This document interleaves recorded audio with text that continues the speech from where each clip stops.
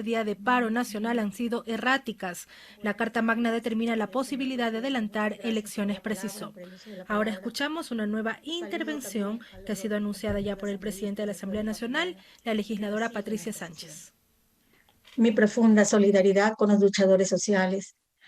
que, haciendo uso de su legítimo derecho a la resistencia, han sido ultrajados, violentados, asesinados. Parafraseando a Lee Primera, recuerdo esta frase: los que mueren por la vida no merecen llamarse muertos. Y a partir de este momento queda prohibido el horarios. Quiero iniciar mi intervención, señores asambleístas, para recordarle a la asambleísta Yori que su destitución se debió a su incapacidad en el manejo de la Asamblea Nacional autónoma y en función de los intereses populares, y no allanada al poder de las élites, del capital especulativo, de los tenedores de los bonos, de los evasores de tributos que se acumulan en los paraísos fiscales, mientras el pueblo ecuatoriano vive en el abandono del Estado. Señora Yori, usted es cómplice de la profunda crisis que vive el Ecuador, al contravenir los principios ideológicos y políticos del Pachacutic,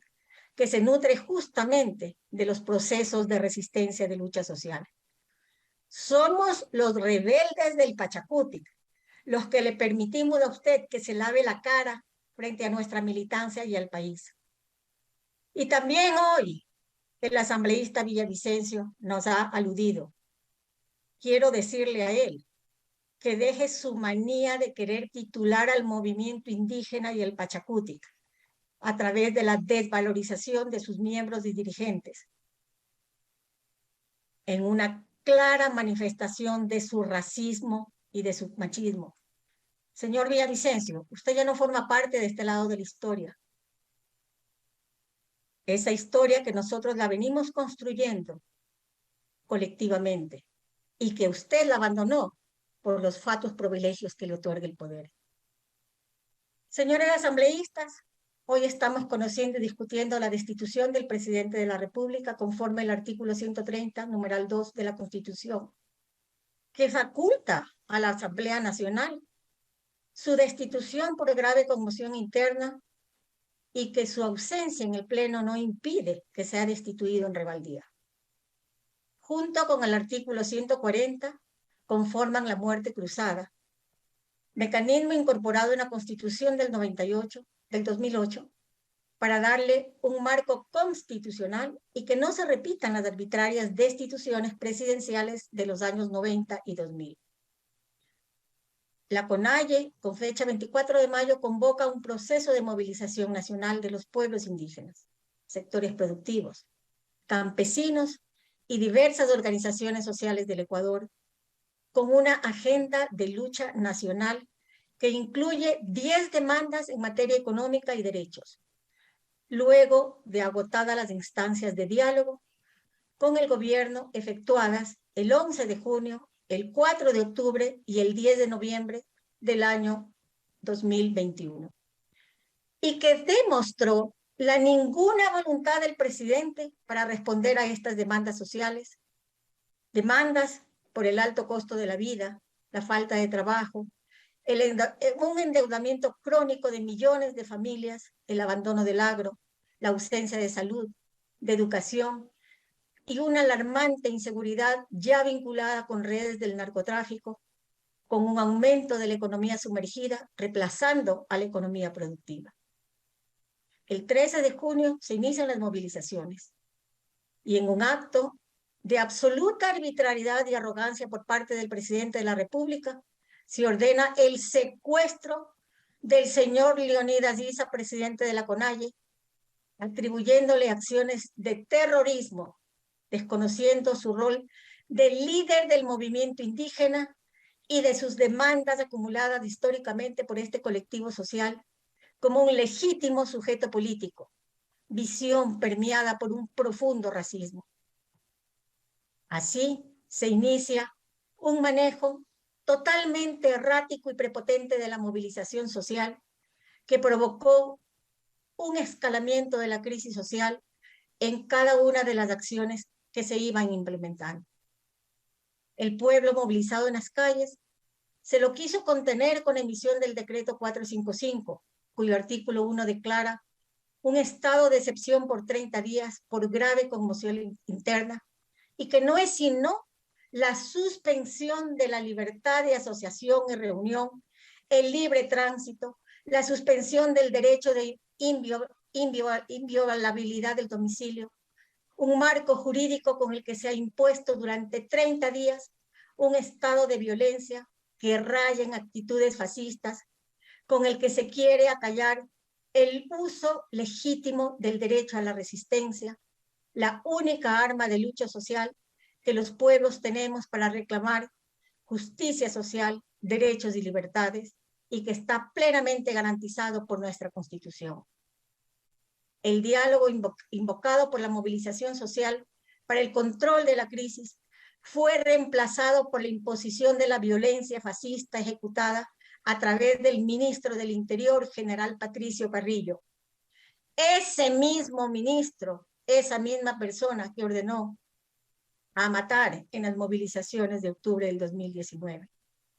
La militarización de los espacios públicos, parques, ágoras, espacios tradicionales de debate y del ejercicio pleno de la política, de esa que cuestiona desde abajo y desde dentro las relaciones injustas de poder, que hace más ricos a los ricos y más pobres a los pobres. Quisieron acallar la voz de los excluidos, de los olvidados y de los invisibilizados. Para el 25 de junio, a 12 días de iniciado el paro nacional,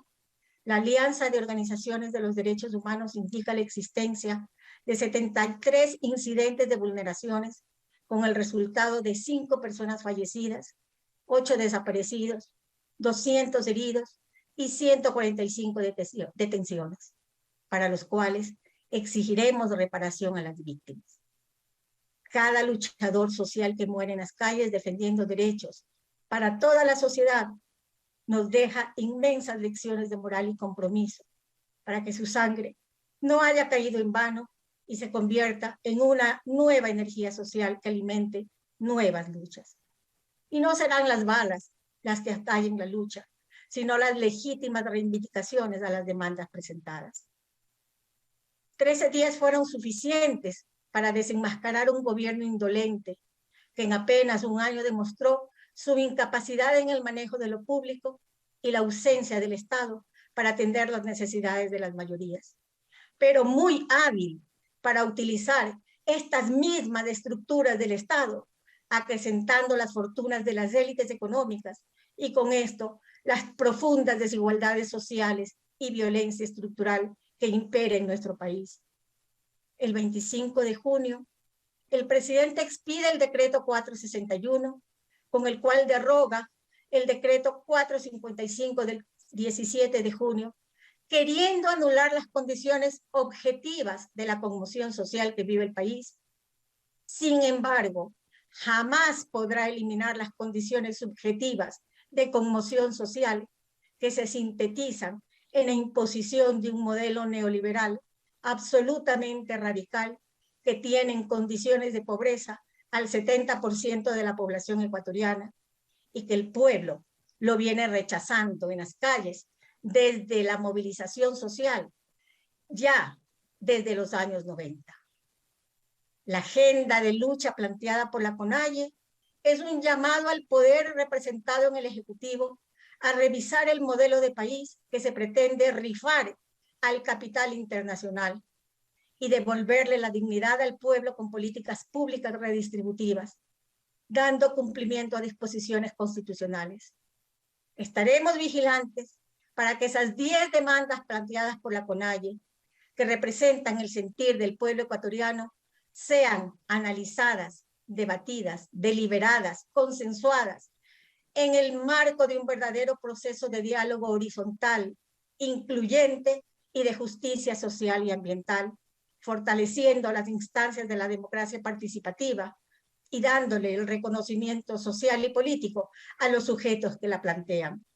Vigilantes también estarán Fernando Daquilema, Dolores Cacuango, Tránsito Maguaña. Si frente a las demandas planteadas no es posible una salida dialogada, Este mismo pueblo tiene el derecho de actuar a través de sus representantes en la Asamblea Nacional y pedir la destitución del presidente como un mecanismo absolutamente constitucional ante el abandono de sus funciones. La democracia solo se consolida con más democracia. Y este junio del 2022 ha sido una jornada de lucha que los pueblos del Ecuador han escrito con sangre, pero también con mucha dignidad. Esa dignidad que crece en resistencia, como la paja de páramo que se arranca y vuelve a crecer, y que el movimiento indígena viene practicándola desde hace 530 años frente al colonialismo, al neocolonialismo, por la construcción de un país plurinacional. Muchas gracias, ciudadanía, muchas gracias, asambleístas, gracias, señor presidente. Escuchamos la intervención de la asambleísta Patricia Sánchez.